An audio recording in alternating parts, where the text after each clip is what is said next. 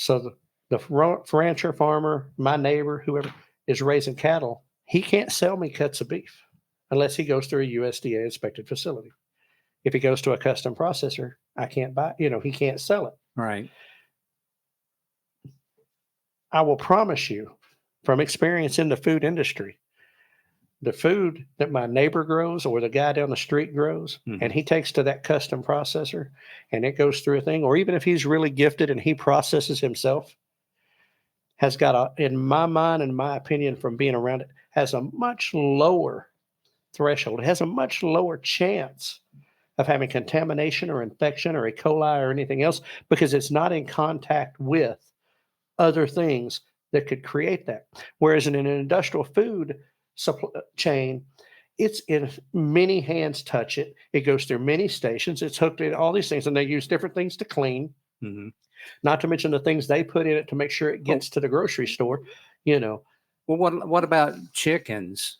For example, they're in these crowded facilities and listen, I'm not just hammering on them because they feed a lot of people, but chickens are a good example of how crowded they are together with these other. Right. These other I will tell you, you take a commercial chicken house. Yeah.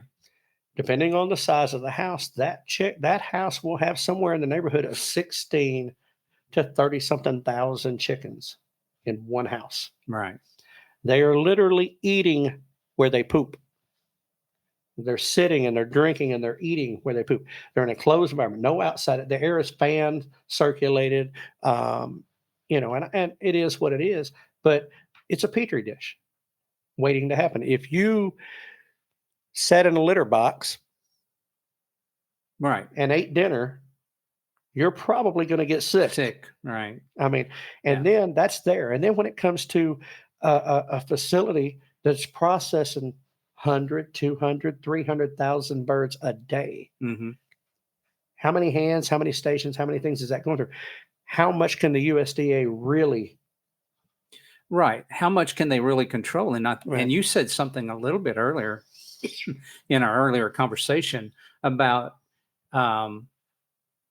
it takes so many cases of something before they will actually address it. Right. Right. Yeah. The E. coli outbreak that recently affected McDonald's. Okay. How many people had to be affected? And in fact, people died before recall happened, before all these things happened. Excuse me.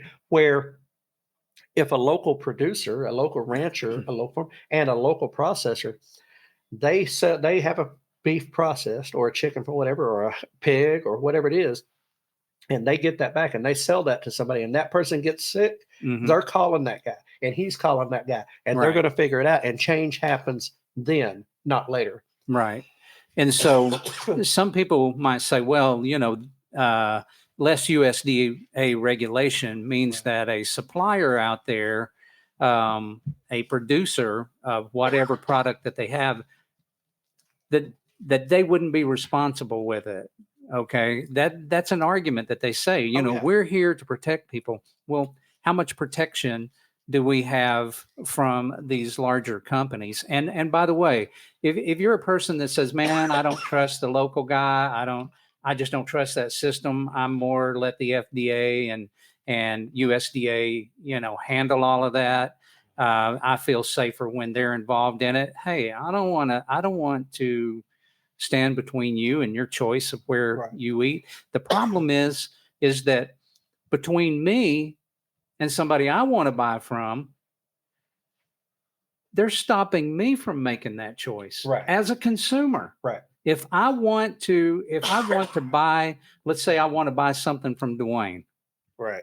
I am consenting to that. Right. So it's between two consenting people about what they want to put in their body. I trust Dwayne more than I trust. I don't even know anybody in those big processes, Well, and here's the funny thing, right? That USDA inspector has probably some of them have never raised an animal.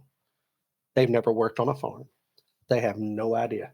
trained following a bureaucrats. list. They're following a list of regulations. Yeah. They're following a list of rules. Mhm. And I will tell you, I've watched USDA let a plant run all week and then turn around and shut it down on one day because something wasn't the way they wanted it, but it had been that way all week.